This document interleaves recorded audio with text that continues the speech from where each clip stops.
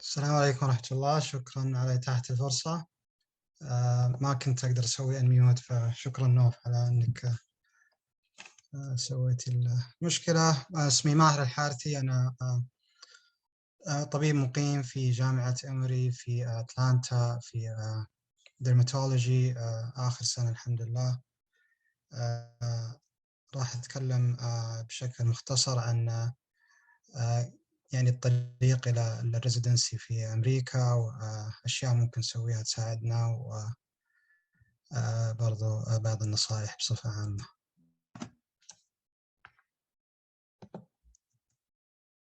الأوتلاين يمكن مر عليكم قبل من زملائي السابقين. راح أتكلم عن البروسيس، بعدين challenges, sponsorship, allocation اللي هو في أمريكا، وبعدين my personal experience. الابلكيشن للريزيدنسي في أمريكا straightforward. You need to be ECFM certified, ECFMG certified, and the requirements changes every year. Now it's only step 1 and step 2 CK, and like an English proficiency exam. When I had it, I had to do step 2 CS as well, which doesn't exist anymore. USMLE step 1 is now pass and fail, and step 2 CK is the one that will be scored, as you know, and the cycle starts September of each year. And when the cycle starts, you'll have to go to a website called ERAS and sign up and upload your applications, and put your CV, personal experience, also like any other extracurricular activities like volunteering, and also your personal statement. So the requirements is you have to be USMLE ACFMG certified by the match day. So even if you could start the application in September by having only step 1 score, but before the match day or the match month, so by February you have to be finished with all your USMLE steps, which is step 1 and 2. Also, you'll have to have a research experience. It doesn't have to be like a gap year, or like you don't have to take a year after medical school to do research. It could be throughout medical school. The earlier you start, the better. And also clinical experience in the US with the recommendation letters from US doctors is important. You should apply again through ERAS in September, and the interview usually is in the fall, so November to it starts October to December or January, and then the match is in March. So as you know, the process is pretty long and competitive, especially for foreign medical graduates and international medical graduates. So like if you're not a US citizen, then you are beside being IMG, or also foreign. So that's make things a little bit harder. However, that match rate for IMGs for all over specialties 50 to 60%, and it's sometimes lower for some other specialties. You need a lot of effort and good like interpersonal skills to be able to go through all of these steps, and also do like apply and get interviews. So good USMLE scores, now it's only step 2.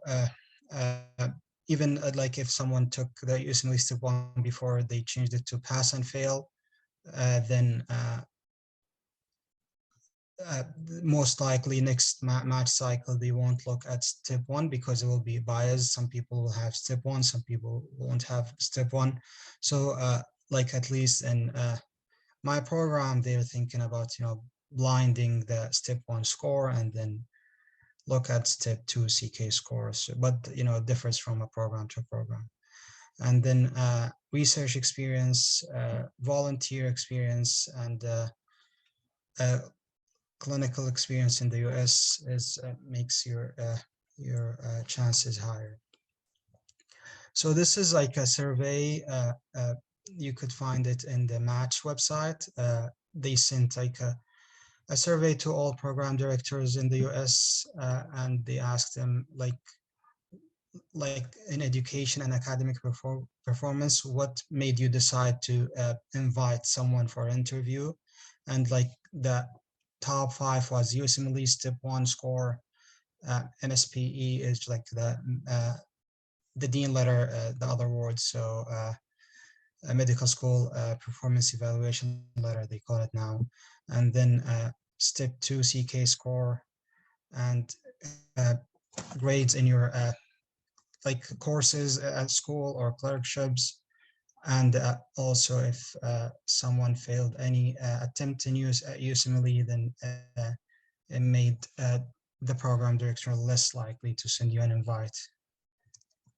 And like personal characteristics and knowledge, like other knowledge of applications.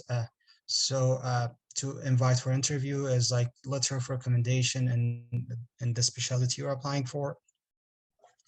And personal statement is very important. It's like I think it's one of the like the things you should work on really hard, and try to proofread any mistake, grammar mistakes, or any like so you have to tell a personal story about why did you want to choose this specialty, or what are you going to do for this specialty. And then like ethics and professionalism.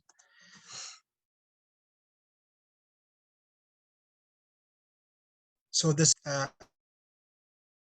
an applicant, and again, the top five is about the same.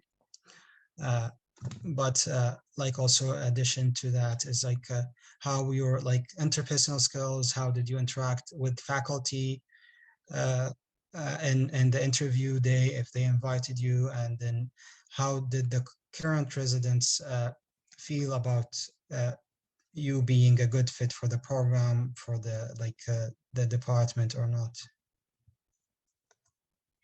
So sponsorship is something that is still ongoing. There is the Ministry of Education sponsorship. So you basically are not employed, but go like through the Ministry of Education. You could also be employed by Ministry of Health or Ministry of Defense, for example, or any other institutions like universities, and then they would sponsor you.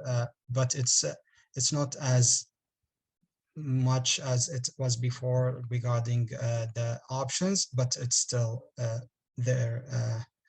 So this is something you would ask your, if you have, if you're employed, you ask your employee, or if you're like still an internship, then you would ask Ministry of Education about like openings. And if you have like a final acceptance, I mean, like you matched, then it's pretty easy to get a sponsorship, like through the Ministry of Education at least. And then uh,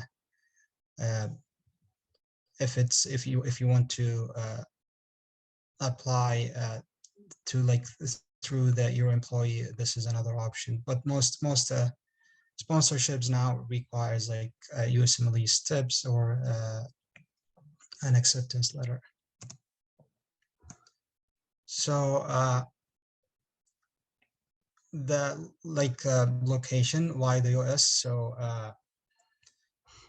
and what obstacles or what like things that you might face. So الغربة صعبة، فيعني أشياء ممكن الواحد يكون متعود عليها في السعودية، يجي بأمريكا يحصل إنه اللايف ستايل is different، إنه السوشيال، religion، الجو، يعني الweather. Like if you end up in like a very cold place or state, then it's a big difference for us. So but it's there is something for everyone. So there's like communities and everyone, like for example in Atlanta there's a big Saudi community, prestigious worldwide. uh, the cones is like multiple exams, and it's a very pretty competitive uh, application process. So to be able to match in the US, you will have to start as early as possible. So if you could finish your step one in the first couple of years of medical school, and then do research from like the beginning as soon as you can, and do extracurricular activities, and have a goal to do it, and then it could be easier for you. And also there, like, it's never too late. So you don't have, if you haven't started early, then you could start, and like sometimes get a gap year or years before you start residency, which many people did, including myself. So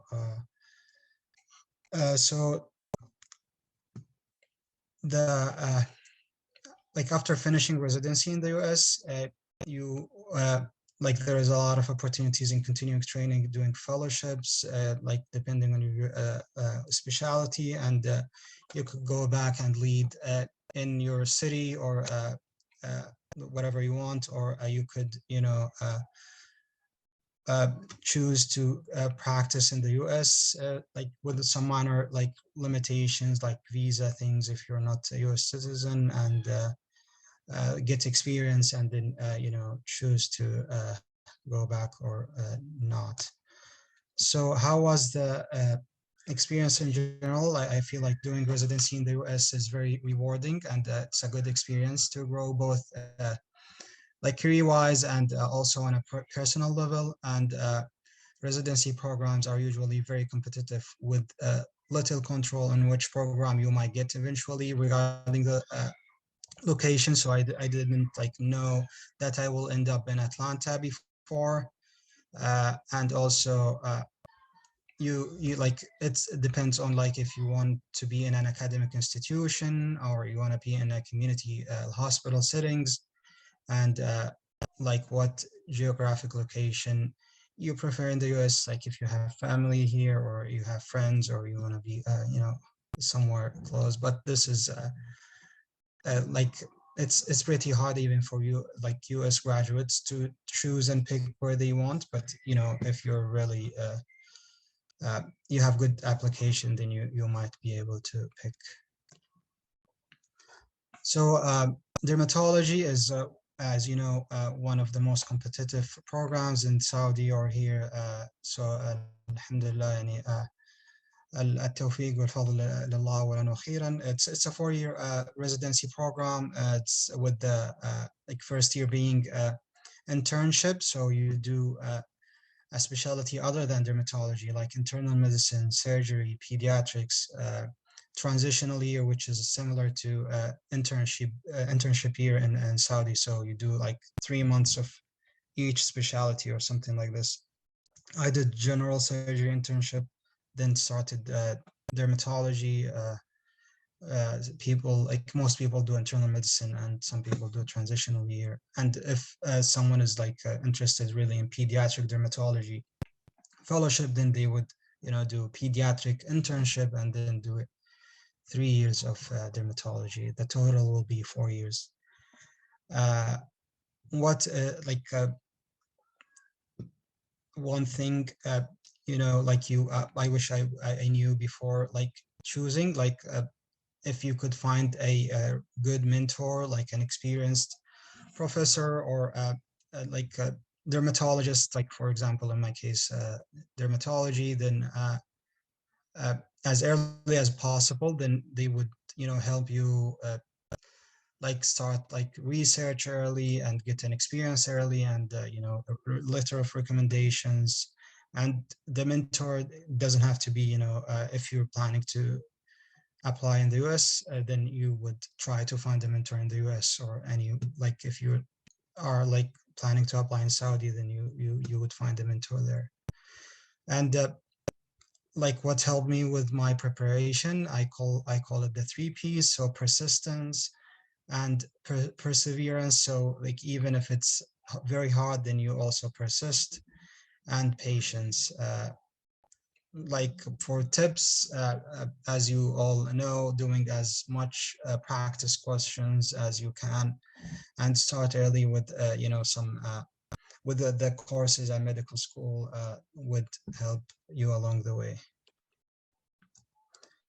Uh, Thank you all for listening, and I'm happy to take any questions. That's my Twitter if you have any questions that you want to ask offline, or you want to send me an email. I'm happy to help you if I have any research projects going, and also if I could help like anyone doing a rotation in the US if they are interested. Thank you.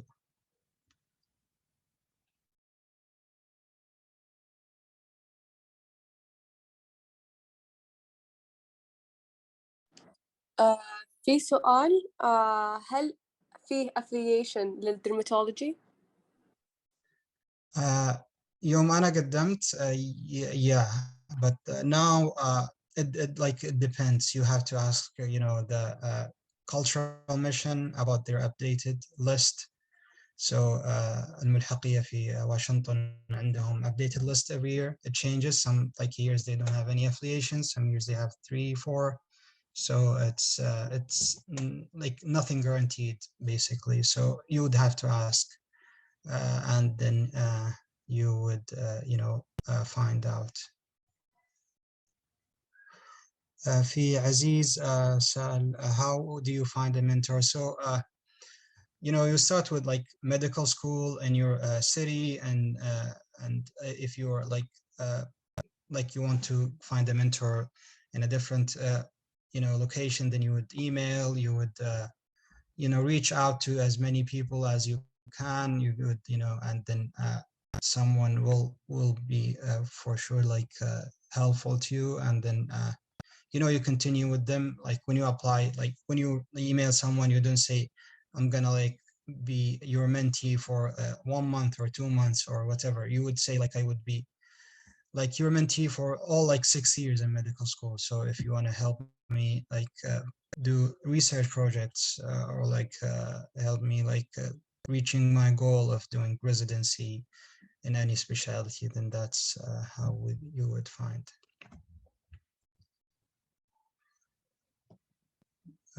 Okay. Okay, enough asked like what things I wished I knew about dermatology. So I like dermatology is very diverse specialty, so I didn't know how big it is and diverse it is until I went into dermatology. So for example, I didn't know there is a procedure called Mohs before I started that treats skin cancer, and it's very like precise and special procedure, but uh, like doing a lot of pediatric dermatology, and there's a subspecialty in dermatology that is pediatric dermatology. I didn't know until I planned to apply like a couple of years before I started. So these things uh, you would like know it if you go to meetings in your specialties, and like either like virtual or face to face, and you would and like this also about mentors. So if you want a mentor, you could find them in meetings, national, international meetings. You could ask them, would you be my mentor? Would you like help me to do research? Would you like help me with these like anything in the process? So okay. نمر يسأل عن السبونسرship. So there is like every country, like there's applicants from all over the world, and maybe just a couple of countries that they have like this system of sponsorship. So, I think as Saudis, we are smart enough, even smarter than all other countries. Alhamdulillah, is something sponsorship could help you, but you absolutely could apply and prepare for training in the US without having a sponsorship. Yeah, so good question, Rima. Yeah, so if you do a research, you start early and all like things I talked about, so there is a chance without affiliation. Actually, and you just like last March, someone I know that he is like from Jordan, من الأردن, he matched in my program without any affiliation. And you would, like look for programs that are like IMG friendly, and ask if they had like if they accepted IMGs before, and also if you do research with a department or a program like a year or two, people do more than that, and then they would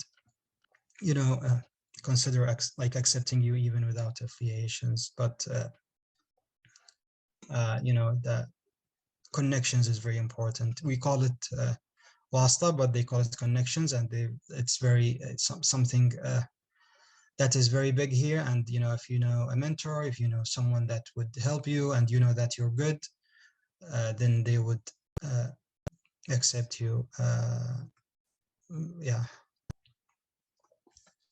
Jude, okay, good question. So different, like a lot of things.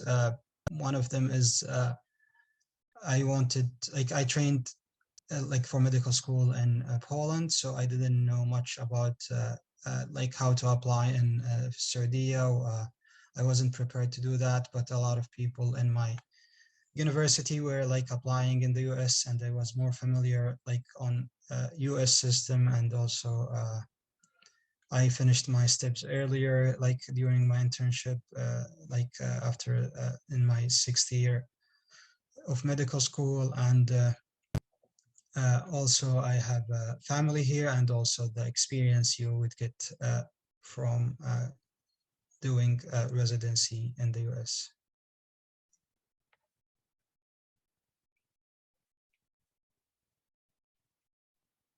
Okay, any more questions? Thank you so much, doctor, for